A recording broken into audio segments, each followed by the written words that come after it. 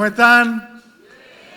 Qué bueno tenerles aquí, qué bueno estar con ustedes en nuestro último servicio de celebración del 2022. Para mí realmente un privilegio y para mi esposa poder estar acompañándoles en esta sede. Ustedes saben, hemos estado encargados de la sede del Este Caudares, por eso no nos ven con mucha frecuencia en este lugar, pero hoy nos sentimos gozosos de poder estar aquí y compartir el mensaje del día de hoy. Y sabe, yo quisiera referirme a lo que vamos a compartir, pero antes vamos a hacer algo que hacemos todos los domingos, y es saludar a quienes nos ven en las otras sedes y se conectan a través del canal de YouTube, y siempre lo hacemos ¿cómo? Con un fuerte aplauso.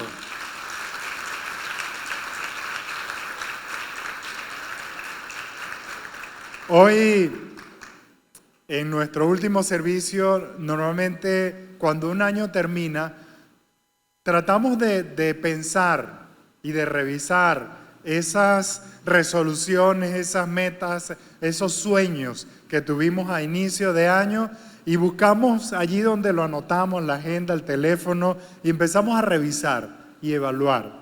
Esto que me propuse en enero del 2022, ¿cómo va aquí a diciembre del 2022? ¿Lo logré? ¿No lo logré? ¿Lo alcancé? ¿No lo alcancé? Quizás ustedes puedan identificarse con algunas cosas que están aquí escritas. Estas resoluciones, puede ser que ustedes hayan coincidido con algunas, no necesariamente son las mías. Por ejemplo, aquí aparece bajar de peso. Bueno, esa no fue mi resolución para el 2022, pero creo que va a ser para el 2023. Estoy cerrando el año con más peso de lo que tenía a principio de año. Otros quizás pensaron pagar deudas, otros en tener un hijo. Y sabes, esta no fue tampoco mi resolución, pero me emociona porque escuché a muchas parejas, sobre todo matrimonios jóvenes, que dijeron este año sí vamos a tener un hijo. Y sabes, muchos de ellos ya tienen a su bebé en brazos, otros están ya en la última semana para dar a luz. Y la verdad que nos sentimos gozosos de ver cómo las familias van creciendo y se van multiplicando. Otros quizás pensaron en lograr un ascenso en su trabajo como meta para este 2022. Y yo no sé si usted ya pensó en las suyas, si ya buscó las que usted había escrito a principio de año y empezó a chequear y a marcar, ¿lo logré? ¿No lo logré? Esta quizás puede continuar para el 2023. ¿Cómo vas con esa evaluación? ¿Sabe? Yo no logré todo lo que me propuse para el 2023, pero hubo algo que, para el 2022, pero hubo algo que sí logré en este año 2022. Un sueño que mi esposa y yo compartimos desde el año pasado fue celebrar nuestra renovación de votos, nuestros 25 años de casado. Y la verdad que fue un tiempo para nosotros maravilloso. Dios nos permitió rodearnos de gente que nos ayudó, nos apoyó. Fue una celebración quizás en familia, en intimidad, con algunas personas más cercanas. Quisimos haberlos invitado a todos, pero realmente no era factible para nosotros. Sin embargo, mi esposa se le ocurrió transmitir a través de su cuenta de Instagram nuestra ceremonia de renovación de votos. Creo que todavía están a tiempo de verla por allí y disfrutar de ese tiempo que nosotros compartimos. La verdad, fue una de las cosas que para el 2022 nos habíamos propuesto, ese sueño, y podemos decir logrado. Hay otras que definitivamente no las logramos y que necesitamos pues comenzar a pensar y a trabajar en eso. Y sabe, algo que aprendimos en este tiempo fue las notas bajas también pueden ser aprovechadas. Eso que no logramos podemos aprovecharlo en este próximo año. Y eso que no logramos puede convertirse en una oportunidad para mejorar, para una automejora. Y podemos quizás evaluarnos y ver, bueno, en qué cosas puedo seguir yo avanzando? ¿Qué cosas puedo seguir creciendo? Quizás en mi aspecto personal haya alguna situación de carácter en la que tengo que trabajar y seguir creciendo. O quizás en mi vida matrimonial o familiar necesito seguir trabajando para consolidar mi relación. O quizás en la crianza de los hijos necesito también seguir avanzando y seguir recibiendo herramientas para crecer en esto. Todas estas pueden ser oportunidades de mejorar. Y normalmente nos hacemos esta pregunta: ¿qué debería hacer para mejorar? No sé si es una pregunta que normalmente te haces, pero sabes, las preguntas tienen un poder especial. Las preguntas nos hacen reflexionar y sobre todo estas preguntas que nos permiten evaluarnos, nos permiten ver dónde estamos y hacia dónde queremos llegar. Y es en este tiempo donde comenzamos a revisar esas preguntas que pueden motivarnos a encontrar esas oportunidades de crecimiento o de mejora en el próximo año. Sin embargo, yo hoy quiero plantearte una mejor pregunta, una pregunta diferente, que quizás no te hayas hecho hasta ahora. Pero para poder compartir esa pregunta, primero quiero que leamos un capítulo completo de la Biblia. Y vamos a tomar hoy el Salmo 119 para leerlo durante el servicio. Algunos se ríen porque saben, ese es el capítulo más largo de la Biblia. Vamos a durar toda la mañana aquí. Realmente no es el Salmo 119. Hoy quiero que pensemos en que vamos a plantearnos una mejor pregunta, pero vamos a estudiar un poco sobre Nehemías. Y vamos a leer solo un capítulo, el capítulo 1 del libro de Nehemías. ¿Saben? Nehemías es realmente un personaje que marcó la historia del pueblo de Israel. Y ha sido reconocido inclusive en los tiempos actuales como uno de los líderes más prominentes de su tiempo. Y muchas personas que enseñan sobre liderazgo toman como ejemplo a Nehemías. Y de allí, de lo que él escribió, de lo que él vivió, sacan muchos principios que pueden aplicarse al liderazgo en general. Sin embargo, yo no quiero enfocarme hoy en el liderazgo. Recuerden, queremos plantearnos una mejor pregunta para lo que puede ser nuestras resoluciones para el próximo año. Pero necesitamos revisar un poco la historia de Nehemías y necesariamente tenemos que ubicarnos en el exilio judío. Y quisiera hacer un poco de contexto en este momento. Los que han estado siguiendo el plan de lectura pública de la Biblia, los que están al día, ya hemos avanzado en el libro de Reyes. Y en este libro de Reyes vimos cómo el rey Salomón, que fue uno de los reyes también más reconocidos en el pueblo de Israel, al morir el rey Salomón, el reino se divide en dos partes.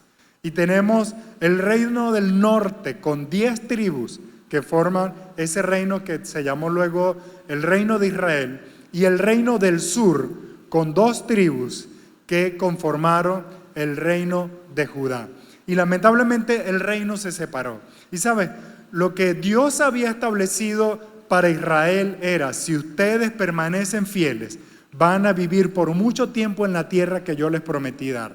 Pero si ustedes me son infieles, van a ser expulsados de la tierra. Van a vivir el exilio, que fue lo que dio entrada a lo que ahora vamos a conversar sobre Nehemías. Y sabes, en ese tiempo, alrededor del año 605 a.C., se levantó un imperio, el imperio babilónico, invadió a el reino del sur, a Judá. Y lo que cuenta la historia es que las mentes brillantes de Judá fueron llevados hasta Babilonia. Los mejores guerreros fueron llevados hasta Babilonia, y algunos pobladores, quizás la gente más pobre, permaneció en Jerusalén. Y allí colocaron un nuevo rey. Y eso es parte de la lectura pública de la Biblia del capítulo de hoy. Si usted no lo ha leído, no lo ha escuchado, no se la pierda, porque van a entender con mayor claridad de lo que estamos hablando hoy. Y allí colocaron un rey que finalmente se rebeló contra el rey Nabucodonosor, y Nabucodonosor dijo, bueno, hasta aquí. Y terminó de exiliar al resto de los judíos que habían allí hasta Babilonia, y algunos otros huyeron hasta Egipto, se refugiaron, se escondieron para no ser llevados presos y llevados cautivos por Babilonia. Y el profeta Jeremías había declarado unos años antes que el pueblo de Israel iba a ser llevado hasta una región lejana y luego de 70 años podrían regresar a su tierra. Y eso ocurrió justamente a los 70 años, cuando ahora el imperio persa invade Babilonia, toma control del mundo conocido y se levanta un nuevo rey, el rey Ciro. Y de manera extraordinaria Dios toca el corazón de Ciro y le pone a Ciro en su corazón a devolver a los judíos hacia Jerusalén. Realmente fue una obra de Dios, porque sabes, difícilmente alguien deja libre a un esclavo, a un prisionero. Sin embargo, eso permitió que se cumpliera la palabra del profeta Jeremías. 70 años después regresa una primera oleada de migrantes desde Babilonia, desde Persa hasta Jerusalén. Y sabes, esas palabras son familiares para nosotros: migración, exilio, gente que regresa. Y lo hemos estado viviendo como nación. Quizás no porque fuimos invadidos, pero sí hemos estado viviendo esa experiencia de gente que sale y de gente que regresa a la nación. Y allí es donde aparece ahora Nehemías. Y Nehemías comienza a resurgir como un empleado del rey Artajerjes. Después de Ciro se levanta este rey Artajerjes ahora al que Nehemías sirve. Y quizás pasaron 90 años desde ese primer grupo de personas que regresaron a Jerusalén hasta que ahora aparece Nehemías, y es parte de lo que vamos a leer. Pero recuerde, vamos a leer Nehemías con un propósito. Vamos a hacernos una mejor pregunta. Vamos a plantearnos una mejor pregunta. Pero vamos a comenzar a leer entonces lo que dice Nehemías en el capítulo 1. Quiero decirte antes, Nehemías no fue el que escribió este libro lo escribió Esdras, quien fue quien lideró el segundo regreso de los judíos a Jerusalén.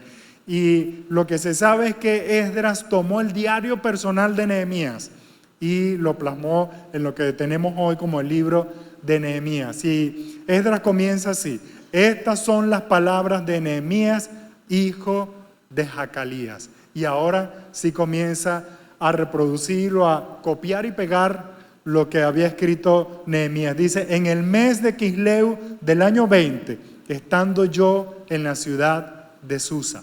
Susa era, podríamos decir, la capital del imperio persa, el sitio donde vivía el rey.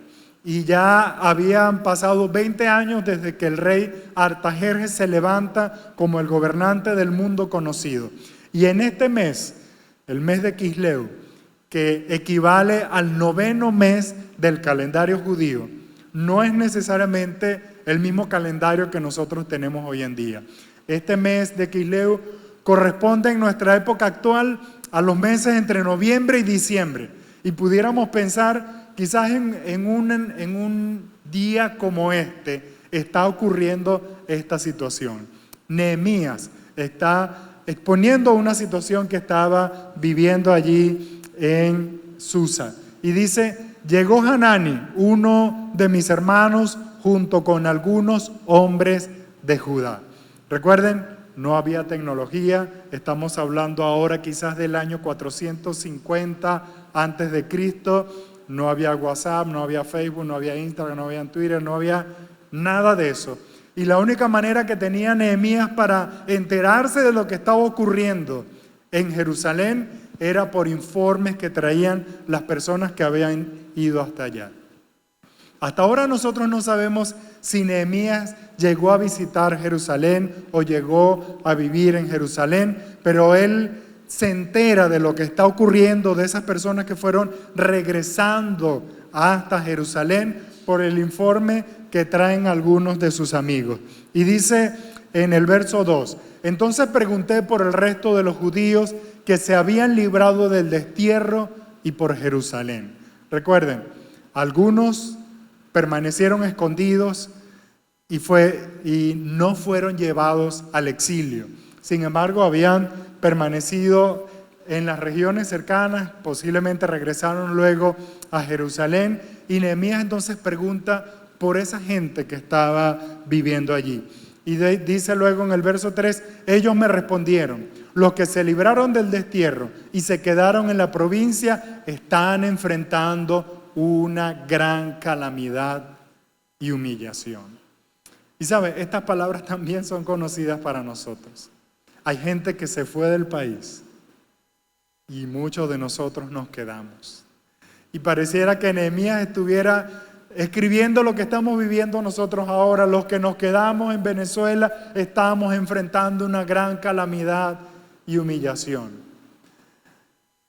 Y uno piensa, por ejemplo, en los empleados públicos, cómo con la inflación su salario prácticamente se ha disuelto. O piensas, ¿cómo es posible que un país petrolero tengamos que hacer colas de horas para poder surtir gasolina? Estamos enfrentando calamidad y humillación.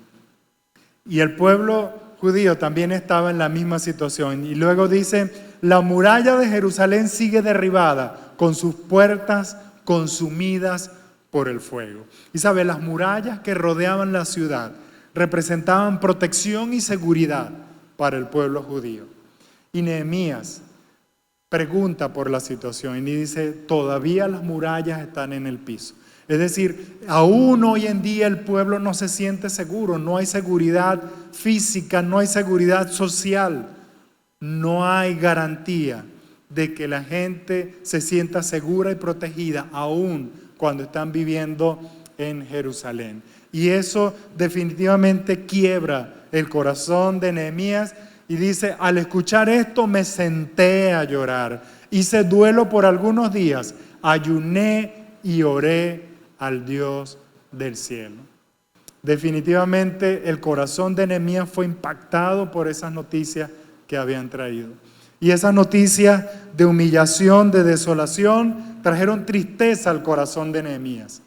Y Nehemías dijo, algo tengo que hacer. Y lo primero que hizo fue ayunar. Y en ese tiempo de ayuno, quizás Dios les mostró algunas cosas. Y luego va delante de Dios en oración. Y fíjense cómo expresa su oración. Dice en el verso 5, le dije, Señor, Dios del cielo, grande y temible, que cumples el pacto y eres fiel con los que te aman y obedecen tus mandamientos. Le dije antes, no sabemos si Nehemías vivió en Jerusalén. Pero sabe, el hecho de que las murallas hubiesen sido destruidas, derribadas, el templo realmente fue saqueado, todos los tesoros del templo fueron llevados a Babilonia y los que quedaron quizás fueron llevados a Persia. El lugar de adoración de los judíos prácticamente había desaparecido. Y uno puede pensar, ¿cómo un hombre, quizás 150 años después que estas cosas ocurrieron, puede permanecer fiel al Señor? Recuerden, los judíos tenían en su cultura el transmitir de boca en boca, de generación en generación, las enseñanzas que Moisés les había dado. Y era su manera de preservar su fe, de preservar su cultura. Y Nehemías recibió esa instrucción, quizás de su padre, de sus abuelos, no lo sabemos, no lo detalla, pero definitivamente Nehemías tuvo una relación íntima y personal con Dios. A pesar de que no se congregaba, de que no estaba en la iglesia estaba destruida, el templo estaba destruido, estaba viviendo muy lejos del templo. Él desarrolló una fe profunda y una relación íntima con el Señor. Y conoce a Dios como un Dios grande, un Dios temible, un Dios que ha hecho maravillas. Pero, ¿sabes? También reconoce a Dios como un Dios que cumple pactos, como un Dios que cumple promesas.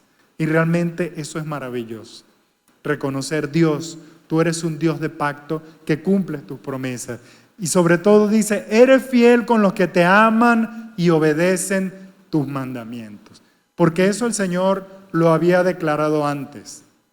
Se lo había declarado a Moisés: si este pueblo me permanece fiel, ellos van a vivir en la tierra que yo les daré. Pero si me son infieles, serán expulsados de la tierra. Y fíjense cómo sigue orando Nehemías: te suplico que me prestes atención, que fijes tus ojos en este siervo tuyo, que día y noche ora en favor de tu pueblo Israel. Esa carga profunda, ese dolor profundo en el corazón de Nehemías, él lo llevaba delante del Señor en oración. Día y noche oraba por el pueblo de Israel. Y dice: confieso que los israelitas, entre los cuales estamos incluidos mi familia y yo, hemos pecado contra ti. Y sabe, esta declaración es maravillosa, porque el exilio había ocurrido 150 años antes. ¿Y cómo es posible que Nehemías se identifique como culpable de algo que él ni siquiera había nacido cuando ocurrió? Sin embargo, él dice: yo soy parte de este pueblo. Yo soy tan culpable como mi familia, como mis hermanos, porque soy parte de esa nación que te dio la espalda. Confieso que los israelitas hemos pecado contra ti. Y él se hace parte de esa culpa. Él se hace parte, se identifica con esa ofensa hacia el Señor. Y dice: te hemos ofendido y nos hemos corrompido mucho. Hemos desobedecido los mandamientos, estatutos y leyes que tú mismo diste a tu siervo Moisés. Tal cual como lo habíamos comentado. Moisés recibió esa palabra de parte de Dios. Y Nehemías está diciendo: Señor, tú eres un Dios de pacto, pero también eres un Dios justo. Nosotros estamos recibiendo lo que merecíamos porque te abandonamos, porque te fuimos infieles y merecíamos este castigo. Y como le dije, él pudo haber dicho: yo no vivía en esa época, así que yo soy inocente. No, él dijo: yo también soy parte de este pueblo y por tanto también asumo la culpa.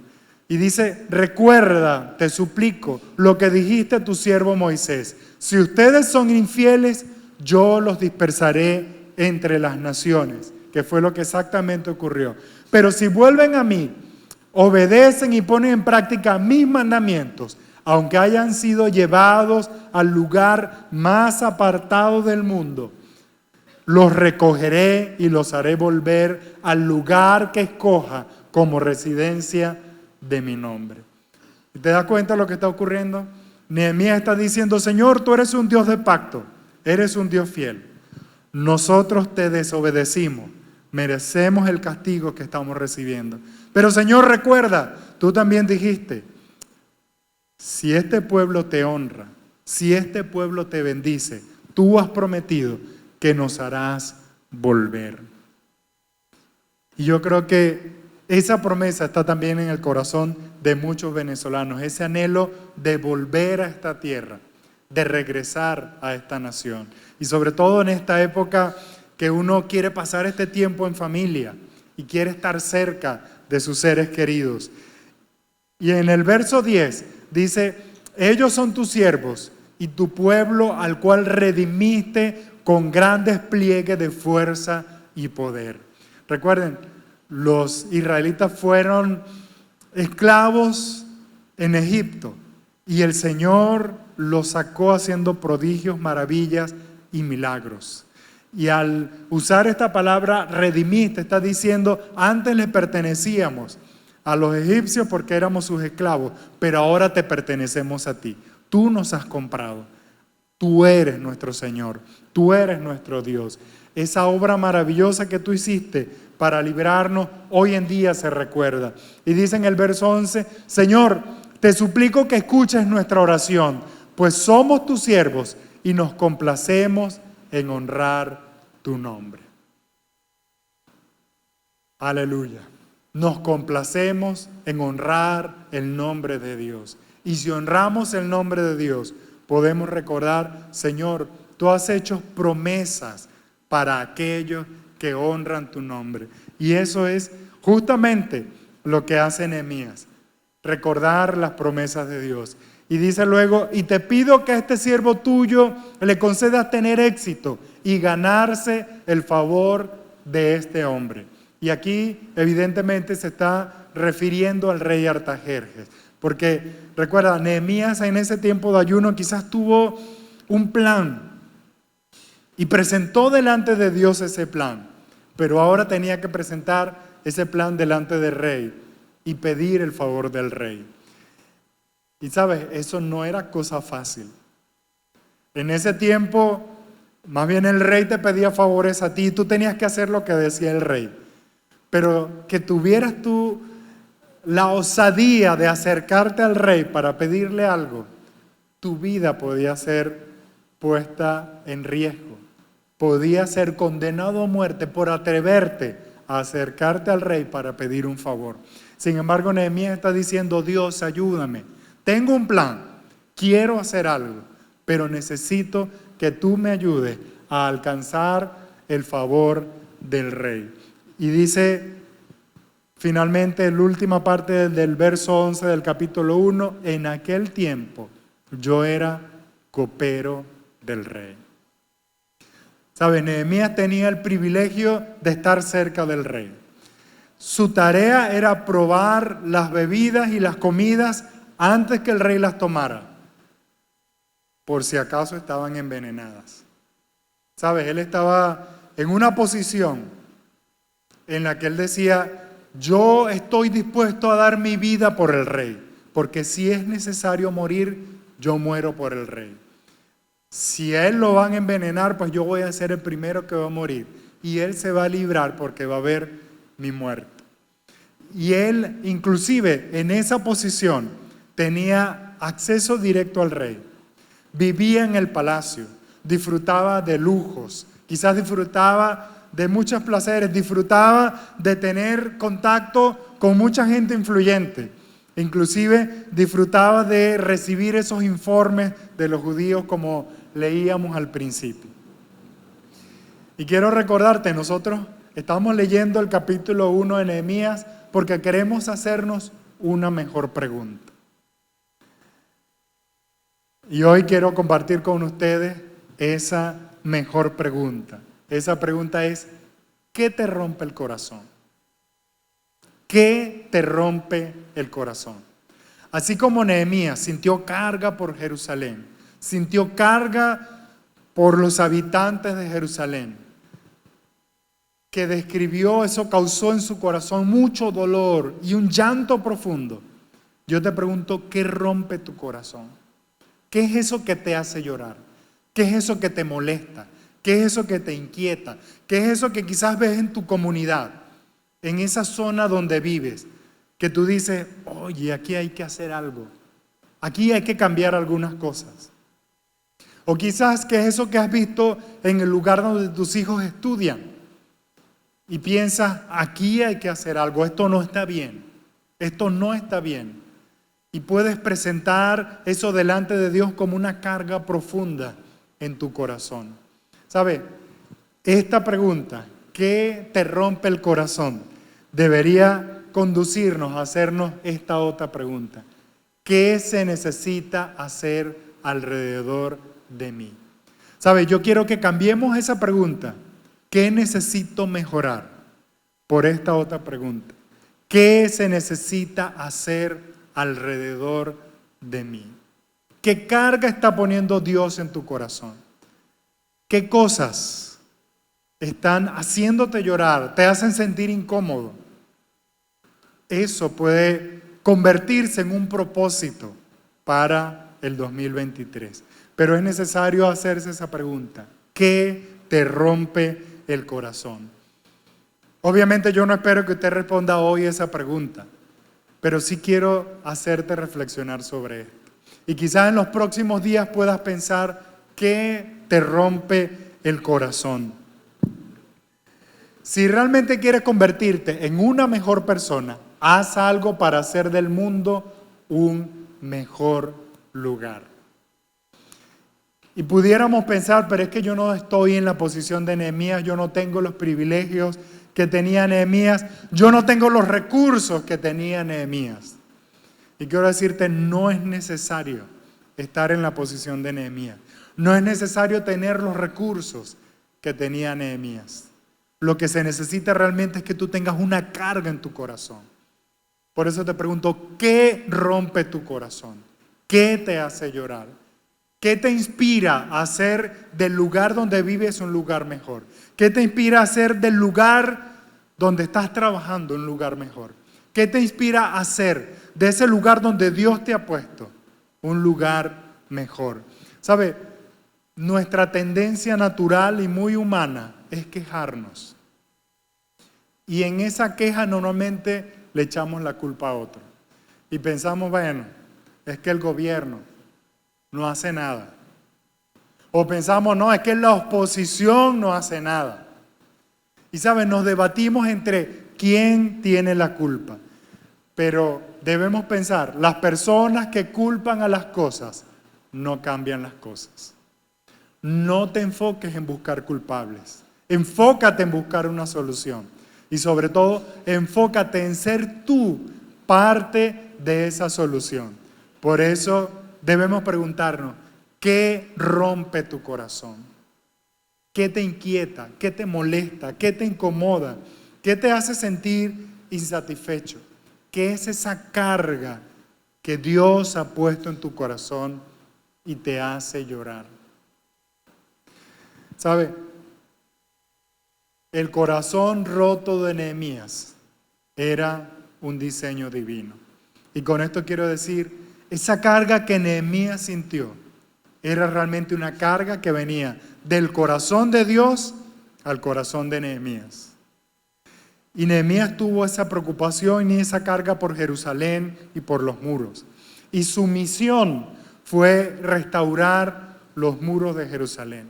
Y a pesar de que el primer grupo de judíos había ido hace 150 años antes de Nehemías, todavía las murallas estaban en el piso.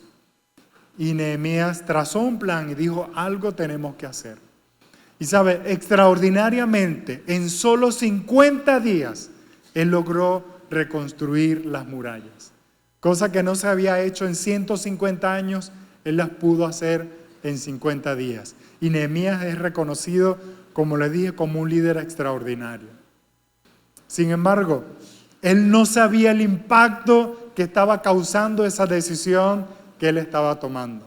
Quizás él pensaba solamente en el aquí y en el ahora, pensando en proteger a los habitantes de Jerusalén, pensando en reconstruir la ciudad. Pero Dios tenía un plan. Y en ese plan incluyó a Nehemías. Y 400 años después que Nehemías reconstruyó los muros, a esa ciudad de Jerusalén entró alguien a quien nosotros hoy conocemos como el Rey de Reyes y Señor de Señores, Jesucristo, nuestro Señor y nuestro Salvador. Era necesario que Nehemías hiciera ese trabajo para que Jesús pudiera presentarse en Jerusalén, para que pudiera presentarse en el templo y presentarse como el hombre que Dios había enviado para salvar a la humanidad. Así que ese plan que Nehemías tenía realmente era un plan que venía del corazón de Dios. Y sabe, yo no sé qué carga ha puesto Dios en tu corazón, pero sé que hace unos años atrás un pastor sintió una carga muy profunda porque 2 niños de la iglesia se habían desmayado. Era un tiempo en el que la comida escaseaba. Y cuando este pastor empezó a investigar qué estaba pasando con estos niños, se dio cuenta que no habían comido en todo el día. Y que los días anteriores, si acaso habían comido 1 o 2 veces durante el día. Y este pastor dijo, algo tenemos que hacer. Algo tenemos que hacer por estos niños.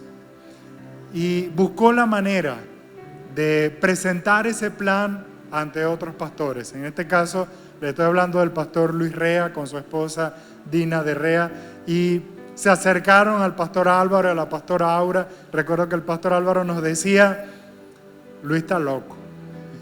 Realmente, en un tiempo donde hay mucha escasez en Venezuela, tiene este proyecto de alimentar a los niños de la comunidad. Y sin embargo, él dijo, bueno, yo voy a compartir esa carga que Dios ha puesto en tu corazón. Voy a hacer de esa carga mi carga. Y sabes, empezaron a bendecir a los niños de la comunidad. Y fueron llegando uno y otro niño. Y sabes, una historia que me conmovió es que un niño que llegó allí al comedor, decía el pastor Luis, guardaba la comida. Y el pastor le decía, pero hijo, come. No, yo voy a comer en mi casa. Y sabes, cuando él le preguntó, pero ¿por qué quieres comer en tu casa? No, porque es que mi hermanito tampoco tiene que comer. Y el pastor le dijo, tranquilo, come y lleva para tu hermanito. Y sabes, esa carga fue creciendo. Y se fueron conectando otras personas. Y luego el Señor permitió que se conectaran con otras personas que habían entendido. Si los niños menores de 5 años no son atendidos en los primeros 1000 días, su condición de desnutrición los va a llevar a que su cerebro se atrofie y su vida prácticamente van a pender de un hilo. Y sabes, esa carga se hizo mucho más profunda. Y allí fue donde nació la Fundación País Conin. Porque no tienes idea de lo que está en juego con tu decisión de alcanzar la carga que Dios ha puesto en tu corazón. Esa carga que nació en el corazón de los pastores Luis y Dina, que luego fue abrazada por los pastores Álvaro y Aura, que luego fue abrazada por el resto de los voluntarios que han estado trabajando en Conin, ha permitido tener testimonios como estos. Niños que llegaron en una condición de desnutrición, hoy en día los vemos como niños felices, como niños sonrientes. Y sabes, el pastor Luis no sabía lo que él estaba haciendo. Él simplemente atendió una carga que Dios había puesto en su corazón. Y este año, el reporte de la Fundación País Conin es este. Más de 150 niños han sido atendidos en la fundación. Niños en la condición de desnutrición, que quizás llegaron a una condición como este niño. 54 de ellos ya han sido dados de alta. Una tercera parte de esos niños han sido atendidos. ¿Sabe? Esas madres que llegaron hasta allí, esas decenas de madres, han sido entrenadas con herramientas para ahora sostener a sus hijos, porque inclusive han tenido iniciativas para tener emprendimientos. Han recibido instrucción de cómo estimular a sus niños, no solamente darle alimento, darle afecto, darle cariño, acercarse a su corazón. Y más allá, muchas de esas madres han abierto su corazón a Jesús. Algunas de ellas se congregan con nosotros aquí. Y he sido testigo de que algunas de ellas ya se han bautizado. Porque es que no sabemos el alcance de la carga que Dios ha puesto en nuestros corazones. Quizás nunca lo veremos, pero Dios ha puesto una carga en tu corazón para que tú puedas responder a esa carga. Por eso hoy quiero preguntarte, ¿qué te rompe el corazón? No hagas oídos sordos a esa carga que Dios ha puesto en tu corazón. Decídete a hacer algo. Piensa, Señor, ¿qué es eso que me quebranta? ¿Qué es eso que no me deja tranquilo? ¿Qué es eso que me hace llorar? ¿Qué es eso que no me hace sentir conforme? Y pregúntate, ¿qué puedo hacer para mejorar las cosas a mi alrededor? Esta es la mejor pregunta que quiero dejarte para que en estas semanas puedas pensar y reflexionar. Y quiero invitarte a que te coloques de pie y que juntos podamos orar al Padre y que podamos presentar esa carga delante de Él. Padre, en el nombre de Jesús, hoy queremos agradecerte, Señor, porque pensamos que este es un tiempo para evaluar el año 2022. Señor, y muchos de nosotros hemos revisado esas resoluciones, esas metas, esos proyectos, esos sueños que nos trazamos para el 2022. Y reconocemos con alegría que muchas de esas cosas hemos podido alcanzar. Y celebramos que muchas personas han alcanzado esas metas y esos sueños. Señor, y por mucho tiempo hemos pensado que hay cosas que debemos mejorar. Pero hoy tú nos estás desafiando a pensar: ¿qué rompe mi corazón? ¿Qué carga has puesto tú en mi corazón? ¿Y cómo puedo responder yo a esa carga que has puesto en mi corazón? ¿Cómo puedo hacer que las cosas a mi alrededor cambien? Que las condiciones a mi alrededor mejoren. Señor, no queremos ser aquellos de los que simplemente ven lo malo y señalan a otros y le echan la culpa a otros. No, Señor. Queremos ser de aquellos que se levantan y que deciden producir cambio y transformación en el lugar donde tú nos has puesto. Señor, y te pedimos que esa carga arda profundamente en nuestro corazón y que no nos deje tranquilos hasta que nosotros no decidamos actuar conforme a esa carga que tú has puesto en nuestro corazón. Señor, hoy presentamos delante de ti eso que nos inquieta, eso que nos angustia. Ayúdanos, Señor, a dar pasos, porque queremos ver nuestra ciudad transformada, queremos ver nuestro país transformado y queremos ser agentes de cambio y transformación para este país. En el nombre de Jesús. Amén y amén.